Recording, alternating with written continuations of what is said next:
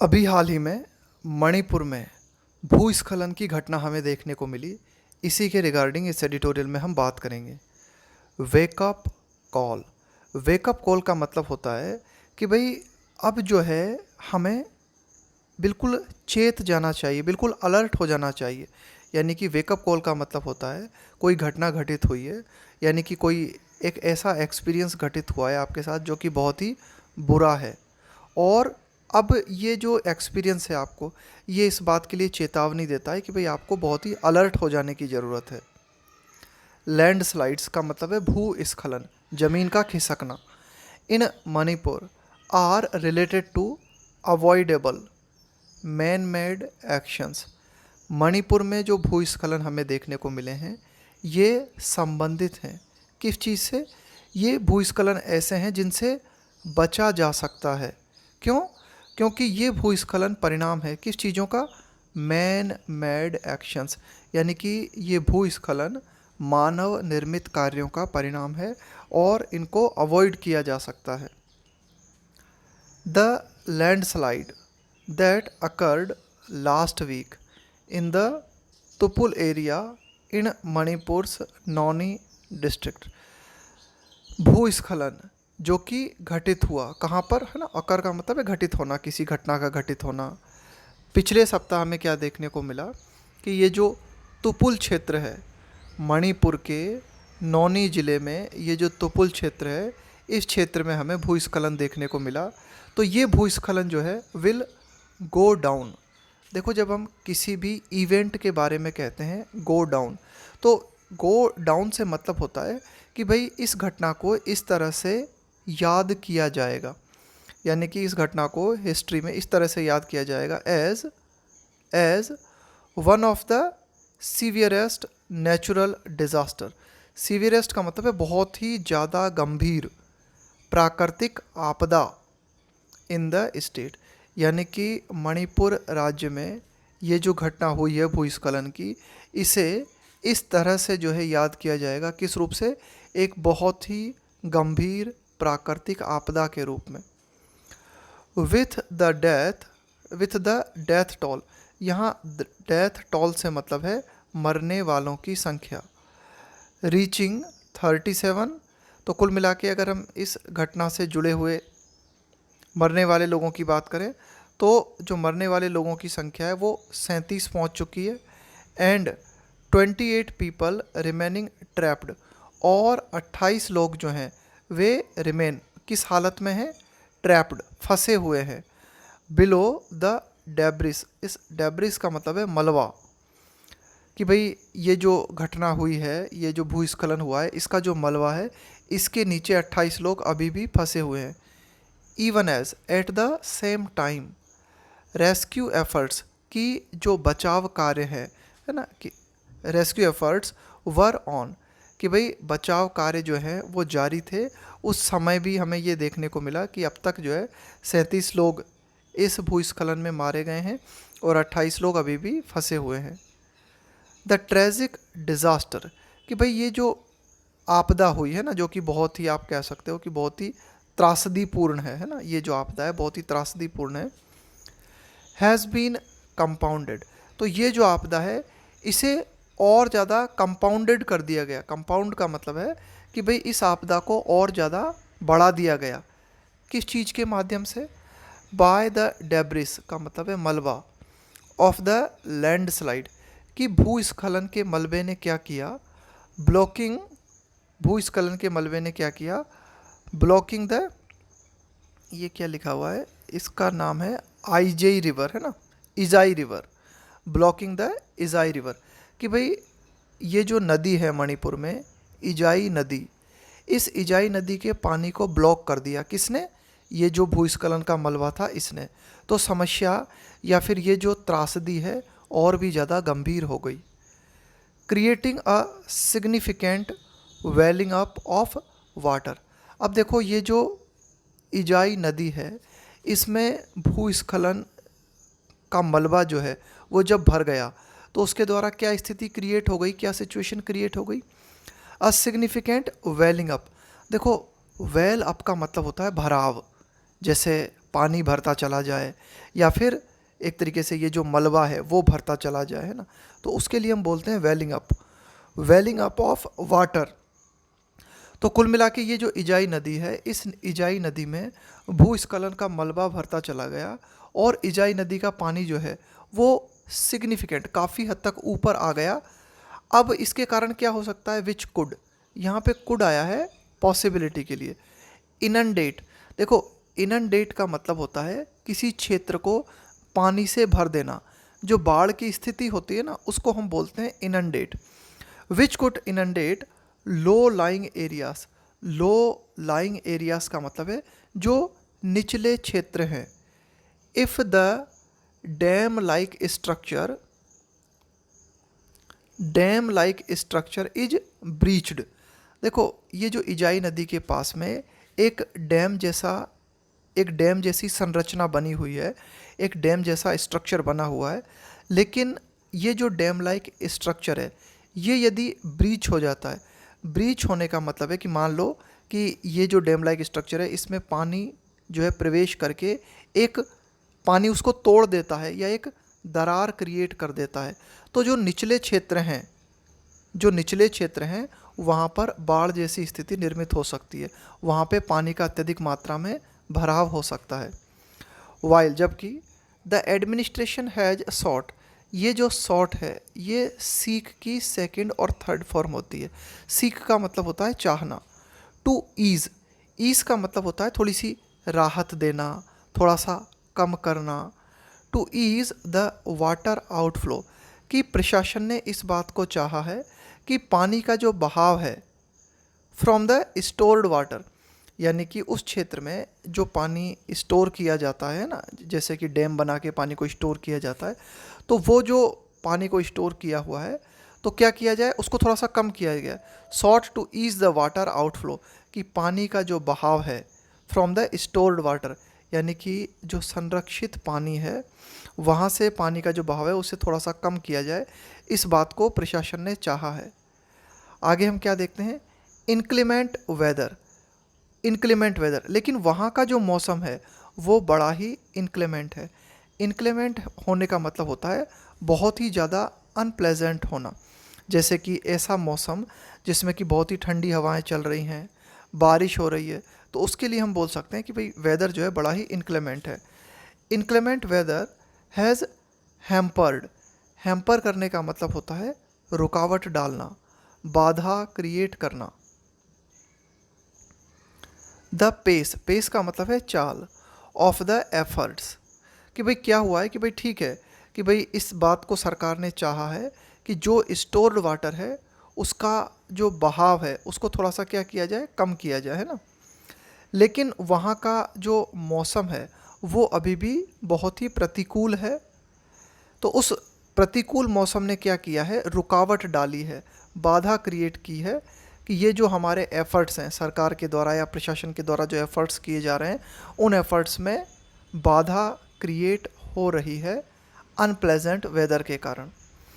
And the government and disaster management official, इसके अलावा जो हमारे सरकारी या फिर ये जो आपदा प्रबंधन से जुड़े हुए जो भी अधिकारी हैं, मस्ट नाउ टेक प्रिकॉशंस, अब इनको ज़रूर क्या करना चाहिए, बहुत ही एहतियात बरतना चाहिए, बहुत ही ज़्यादा सावधानी बरतनी चाहिए इस बात को सुनिश्चित करने के लिए, टू इंश्योर दैट कि द कॉन्सिक्वेंस का मतलब होता है नेगेटिव परिणाम, ऑफ द डिज़ास्टर, कि ये जो आपदा है इसके जो प्रतिकूल परिणाम है, इसके जो नेगेटिव परिणाम है, do not snowball even further का मतलब है और ऐड करना, स्नोबॉल का मतलब होता है और अधिक, जैसे कोई सिचुएशन है वो धीरे धीरे बढ़ती चली जाए तो हम क्या कहेंगे, वो सिचुएशन जो है स्नोबॉल होती जा रही है। स्नोबॉल का मतलब होता है कि भाई कोई छोटी चीज़ है वो धीरे धीरे बड़ी होती चली जाए। तो कुल मिला के अब ज़रूरी है कि जो सरकारी अधिकारी हैं, इसके अलावा जो आपदा प्रबंधन से जुड़े हुए अधिकारी हैं, उनको इस बात के लिए बहुत ही एहतियात बरतना होगा। उन्हें ये सुनिश्चित करना होगा कि भाई ये जो आपदा है इसके जो नेगेटिव परिणाम हैं वे और ज़्यादा न बढ़ जाएं, है ना, इवन फर्दर मतलब और ज़्यादा जो है परिणाम और ज़्यादा न बढ़ जाएं। तो ध्यान रखना, स्नोबॉल का मतलब है कि कोई परिस्थिति है वो और ज़्यादा बढ़ती चली जाती है ना। द फैक्ट, यह तथ्य, दैट कि सच अ डिज़ास्टर, कि इस तरह की जो आपदा है, अकर्ड घटित हुई, इन अ रेलवे कंस्ट्रक्शन साइट, यहाँ साइट का मतलब है कि वो पर्टिकुलर क्षेत्र है ना, वो पर्टिकुलर जगह। तो ये घटना कहाँ घटित हुई कि भाई ये घटना घटित हुई एक रेलवे निर्माण क्षेत्र के दायरे में। अकर्ड कहाँ घटित हुई कि भाई जहाँ पर रेलवे निर्माण कार्य चल रहा था वहाँ पर ये घटना घटित हुई, वहाँ ये भूस्खलन हमें देखने को मिला।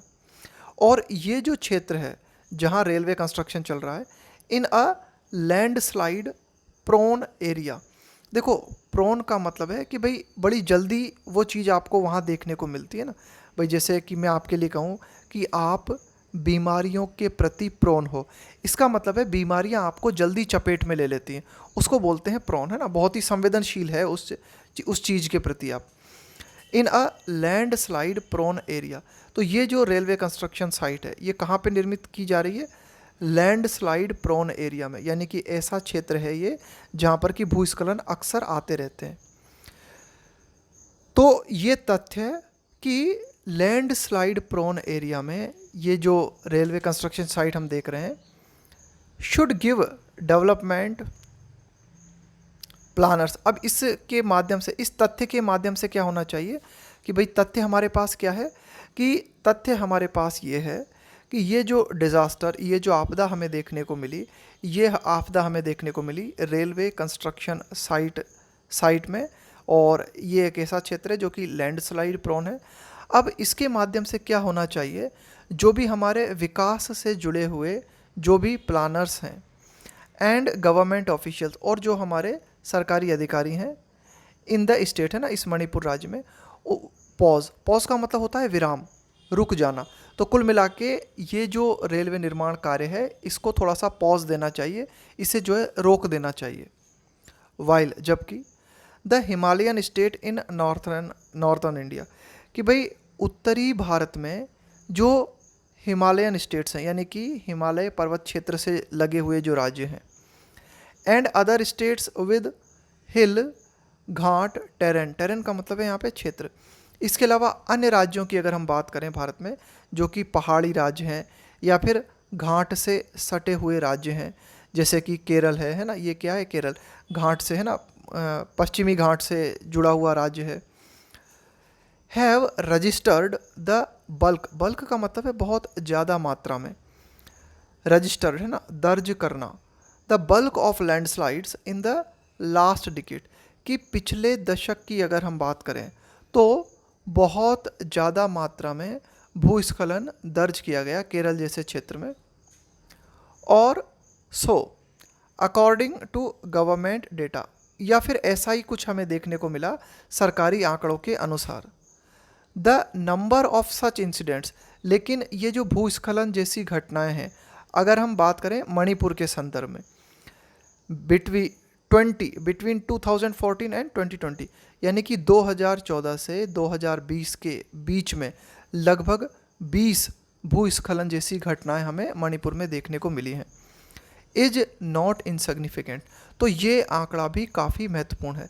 देखो यहाँ पे लिखा हुआ है नॉट, और यहाँ सिग्निफिकेंट के आगे लगा हुआ है इन। देखो सिग्निफिकेंट का मतलब है महत्वपूर्ण, इसका उल्टा हो जाएगा इनसिग्निफिकेंट। अब किसी भी वाक्य में जब दो नेगेटिव शब्द आ जाते हैं तो वाक्य बन जाता है आपका पॉजिटिव। तो कुल मिला के एडिटोरियल यहाँ पे कहना चाह रहा है कि भाई ठीक है कि अगर हम बात करें हिमालय से सटे हुए राज्यों की, या फिर केरल जैसे राज्य है ना, जो कि आप कह सकते हो कि पहाड़ी या घाट से सटे हुए राज्य, इनमें बहुत ज़्यादा मात्रा में पिछले दशक में हमें क्या देखने को मिला है, लैंडस्लाइड देखने को मिली है। लेकिन मणिपुर की भी अगर हम बात करें 2014 से 2020 के बीच में, तो इतनी लैंडस्लाइड्स हमें देखने को मिली हैं, तो ये भी बहुत ही ज़्यादा महत्वपूर्ण है। द रिलेटिवली का मतलब है तुलनात्मक रूप से अगर हम देखें, the relatively high number of casualties का मतलब हुआ मरने वाले लोगों की संख्या। अकम्पनी का मतलब होता है साथ में, है ना, साथ में। कैजुअलिटीज़ अकम्पनिंग दीज लैंडस्लाइड्स, कि ये जो लैंडस्लाइड्स हमें देखने को मिली है इनके साथ में जो मरने वालों की संख्या है ये तुलनात्मक रूप से ज़्यादा है। एंड द फैक्ट, और अगर हम इस तथ्य को भी ध्यान में रखें, दैट द एनवायरमेंट मिनिस्ट्री, कि जो हमारा पर्यावरण मंत्रालय है, हैज़ इटसेल्फ एक्नॉलेज्ड, उस पर्यावरण मंत्रालय ने स्वयं इस बात को स्वीकारा है। किसी बात को एक्नॉलेज करने का मतलब होता है उस बात को एक्सेप्ट करना, स्वीकारना। दैट, क्या बात जो है पर्यावरण मंत्रालय ने स्वीकारी है, दैट द डिजास्टर्स, कि ये जो आपदाएं हैं वर एंथ्रोपोजेनिकली, देखो एंथ्रोपोजेनिकली का मतलब हुआ मानव निर्मित, यानी कि पर्यावरण मंत्रालय ने इस बात को स्वीकारा है कि भाई ये जो विभिन्न तरह की आपदाएं हम देख रहे हैं, भूस्खलन है ना, इसी तरह से जुड़ी हुई आपदाएं, तो ये किस चीज़ का परिणाम है? ये परिणाम है मानव के द्वारा नेचर में हस्तक्षेप किए जाने का, है ना, कि भाई मानव ने जो पर्यावरण को हानि पहुंचाई है ये उसका परिणाम है। इंड्यूस का मतलब है प्रेरित करना, यानी कि मानवीय एक्शन ने इन घटनाओं को प्रेरित किया है। आर, तो ये जो बातें कही गई हैं, are a matter of serious concern for the state, तो ये जो बातें हैं ये बहुत ही गंभीर चिंता का विषय है मणिपुर राज्य के लिए। आगे देखते हैं। The ministry identified the causes of landslide in Manipur, कि जो पर्यावरण मंत्रालय है उसने इस बात की पहचान की है कि जो मणिपुर है वहाँ पर लैंडस्लाइड्स के जो कारण हैं वो कारण क्या है, as a result of modification of slopes, slope का मतलब होता है ढाल, पर्वत की जो ढाल होती है ना, स्लोप्स फॉर कंस्ट्रक्शन। तो कुल मिला के क्या बात देखी गई है, मॉडिफिकेशन का मतलब होता है परिवर्तन करना, अ result of modification of slopes for construction, की निर्माण कार्यों के लिए जो ढाल हैं, है ना, जो ढाल नुमा क्षेत्र हैं उनको परिवर्तित किया गया। वाइडनिंग ऑफ रोड, कि जो मणिपुर क्षेत्र है वहाँ पर जो रोड है उनको और ज़्यादा चौड़ा करने के लिए क्या किया गया, इन ढाल में जो है मॉडिफिकेशन किए गए। क्वेरिंग फॉर कंस्ट्रक्शन मटेरियल, देखो क्वेरिंग का मतलब होता है ये जो उत्खनन किया जाता है ना, खदान से निकालना, है ना, उसको बोलते हैं क्वेरिंग, है ना। क्वेरिंग फॉर कंस्ट्रक्शन मटेरियल, कि निर्माण क्षेत्र से जुड़े हुए मटेरियल्स के लिए जो खनन का काम किया गया है ना, जो खदान से जो खुदाई की गई है ना, ये भी काफ़ी हद तक जिम्मेदार है ना, ये कुछ कारण है। फ्रेजाइल लिथोग्राफी, फ्रेजाइल का मतलब है बहुत ही कमज़ोर, है ना, और लिथोग्राफी का मतलब होता है पत्थर के ऊपर उकेरना, लिखना, जैसे इसको आप कह सकते हो जैसे शिला के ऊपर आप कुछ लिखते हो, पत्थर के ऊपर आप कुछ उकेरते हो, इसको हम बोलते हैं लिथोग्राफी। कॉम्प्लेक्स जियोलॉजिकल स्ट्रक्चर, इसके अलावा ये जो मणिपुर क्षेत्र है यहाँ का ये जो जियोलॉजिकल स्ट्रक्चर, भूगर्भीय यानी कि ज़मीन के अंदर का जो स्ट्रक्चर है वो बहुत ही ज़्यादा जटिल है। एंड हैवी रेनफॉल, और बहुत ज़्यादा मात्रा में बरसात होना, तो ये कुछ कारण हैं जो कि लैंडस्लाइड के लिए जिम्मेदार हैं मणिपुर में। आगे देखते हैं। As a post facto exercise, है ना, पोस्ट फैक्टो, पोस्ट फैक्टो का मतलब है कि भाई आप क्या करते हो, पोस्ट फैक्टो का मतलब है जो बाद में किया जाता है, जैसे कोई घटना है वो घटित हो गई उसके बाद में जब आप करोगे तो उसे कहेंगे post facto. Post facto exercise का मतलब हुआ गतिविधि, तो पोस्ट फैक्टो गतिविधि के रूप में the state government must look, कि सरकार को, राज्य सरकार को इस तरह से देखना चाहिए, must look at whether sufficient soil and stability test were done before choosing the site for railway construction. भाई अब सरकार को क्या देखना चाहिए, सरकार को ये देखना चाहिए कि रेलवे निर्माण के लिए जिस क्षेत्र को चुना गया तो उस क्षेत्र को चुनने से पहले क्या पर्याप्त मात्रा में स्टेबिलिटी टेस्ट और सॉइल टेस्ट किए गए थे, यानी कि क्या उस क्षेत्र की मिट्टी पर टेस्ट करके देखा गया था कि भाई यहाँ हम रेलवे निर्माण कर सकते हैं या नहीं कर सकते हैं। उस क्षेत्र की स्टेबिलिटी को देखा गया था कि भाई ये जो क्षेत्र है क्या तुलनात्मक रूप से स्थिर है, क्या इस बात को चेक किया गया था। Railway construction work in the Tupul area, है ना, कि भाई तुपुल क्षेत्र में ये जो रेलवे कंस्ट्रक्शन साइट को आगे जो है जारी रखने की अनुमति दी गई, तो इसके पहले क्या सॉइल टेस्ट, स्टेबिलिटी टेस्ट किए गए थे पर्याप्त रूप से? Researchers have कॉरोबोरेटेड। कॉरोबोरेट का मतलब होता है पुष्टि करना किसी बात की, है ना, कन्फर्म करना। तो जो भी शोधकर्ता हैं, है ना, जो भी रिसर्चर हैं, अनुसंधान करता है, उन्होंने इस बात की पुष्टि की है, कॉरोबोरेटेड द फैक्ट, उन्होंने इस तथ्य की पुष्टि की है that the areas in western Manipur, कि जो पश्चिमी मणिपुर में जो भी क्षेत्र हैं, एबटिंग, देखो एबट का मतलब होता है सीमा से लगे हुए होना, सीमा से सटे हुए होना। अब एबटिंग द नेशनल हाईवेज, यानी कि मणिपुर में ऐसे क्षेत्र जो कि नेशनल हाईवेज की सीमा से सटे हुए हैं। फाल अंडर, फाल अंडर का मतलब है के तहत आना, के अंतर्गत आना। फाल अंडर वेरी हाई, हाई और मॉडरेट हजार्ड जोन। हजार्ड का मतलब होता है खतरा, है ना, यानी कि खतरे के जोन, है ना। हजार्ड जोन का मतलब हुआ कि भाई कुछ ऐसे क्षेत्र जिनको हजार्ड जोन कहा गया है, इसका मतलब है ये क्षेत्र जो है बहुत ही खतरनाक है, बहुत ही ज़्यादा संवेदनशील है। तो कुल मिला के रिसर्चर्स ने इस बात की पुष्टि की है कि मणिपुर का ये जो पश्चिमी क्षेत्र है जो कि नेशनल हाईवे से लगा हुआ है, ये क्षेत्र जो है बहुत ही ज़्यादा हजार्ड जोन्स के अंतर्गत आता है, यानी कि ये क्षेत्र जो है बहुत ही ज़्यादा संवेदनशील, बहुत ही ज़्यादा जोखिमपूर्ण है। द सीवियर लैंडस्लाइड, सीवियर का मतलब हो गया बहुत ही गंभीर, लैंडस्लाइड जमीन का खिसकना, भूस्खलन, occurred in the Tupul area, कि ये बहुत ही गंभीर भूस्खलन तुपुल एरिया में हमें देखने को मिला। इस चीज़ के बावजूद, डेस्पाइट का मतलब होता है के बावजूद, the government identifying susceptible area, देखो ससेप्टिबल का मतलब है बहुत ही संवेदनशील area in the state through the national landslide susceptibility mapping project. अब यहाँ पर एडिटोरियल हमें बताता है कि ये जो लैंडस्लाइड हमें देखने को मिला तुपुल एरिया में, ये किस चीज़ के बावजूद हमें देखने को मिला? ये हमें इस तथ्य के बावजूद देखने को मिला कि भाई सरकार ने इस बात की पहचान कर ली थी, इन संवेदनशील क्षेत्रों की पहचान कर ली थी सरकार ने, थ्रू किसके माध्यम से? National landslide susceptibility mapping project. इस प्रोजेक्ट के माध्यम से मणिपुर में इन क्षेत्रों की पहचान कर ली गई थी जो कि बहुत ही ज़्यादा संवेदनशील है, और उसके बाद भी हमें ये लैंडस्लाइड देखने को मिला। द अनसर्टेन का मतलब है अनिश्चित, नेचर ऑफ रेन्स, कि जो बारिश है उसकी प्रकृति अगर हम देखें तो वो बहुत ही ज़्यादा अनिश्चित है। With the monsoon being more intense, देखो इंटेंस का मतलब है और गहन होना, यानी कि इंटेंसिटी और बढ़ जाना, तीव्रता का और बढ़ जाना।